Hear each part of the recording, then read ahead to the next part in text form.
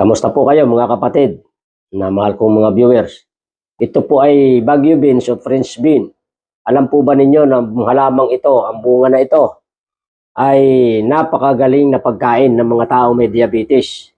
Sang-ayon sa pag-aaral at sa mga referensya na masusumpungan sa aklat ng Amazing Healing Plants, ang 6 hanggang 8 kilo na hapkok lang nito ang dapat makain ng mga taong may diabetes. Makakatulong po ito ng malaki para sa pag-regulate o pagpaganda ng kanyang blood sugar level. Ito ay napakaganda din po ninyong gawing tsaa. Kung kayo po ay may problema sa pantog, laging hirap kayong umihi, mayroon kayong problema sa kidney, ang inyong kidney ay pinapahirapan ng mga impeksyon o namamagang inyong kidney dulot ng mga pagkain ng mga hindi dapat kainin at mga inumin na hindi dapat inumin para hindi masira ang inyong kidney. Mga kapatid, gawin lang po ninyong tsaa. Tandaan niyo pong mabuti, ito po ay niluluto ng hapkok lang. Pagkatapos, yung pinaglagaan po nito, iinumin po ninyo. Mas mabuti na tuwing 1 oras bago kumain. O kaya pagkagising sa umaga, susundan po ninyo ito tuwing 1 oras bago kumain, umaga, tanghali, hapon. Makakatulong din po ito sa mga tao sa ganun din proseso sa mga babae na palaging nahihirapang umihi. Sa mga babae na buntis, tapos laging kakaibang amoy ng ihi o laging marumi ang ihi, mga kapatid, ito po ang pinaglagaan nito, inumin po ninyong pinakatsaa.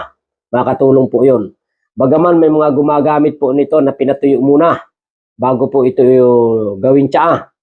Mas epektibo po yung verde pa nito na nilaga ninyo tapos inumin ninyo o kaya ay sariwa na lulutuin ng hapkok lamang tapos kakainin po ninyo, mga kapatid. Ito po, minamahal ko mga kapatid, itandaan nyong mabuti. Maganda po ang reaksyon nito kung susundin lang po ninyo ang payong pangkalusugan.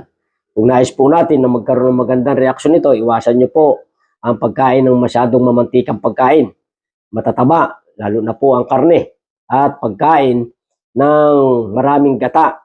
At sa mga pag-inom ng mga alak, soft drinks at mga kape.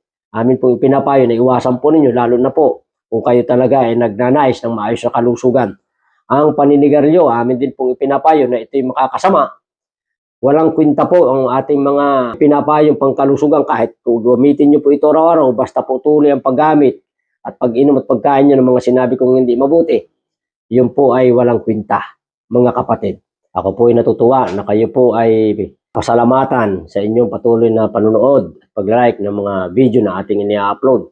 Sana po ay maging pagpapala sa inyo yun. Pakishare din po ninyo ito, mga kapatid, upang mas marami pa pong makinabang sa mga pagkapala na kaloob ng ating Panginoon. Tandaan niyo pong mabuti, mga kapatid, ang kalusugan, hindi isa ang lahat sa buhay. Ngunit pag nawala ito, ang lahat ng bagay sa iyong buhay, mawawalang kabulan. Hanggang sa muli po, pagpalain po kayo ng Panginoon.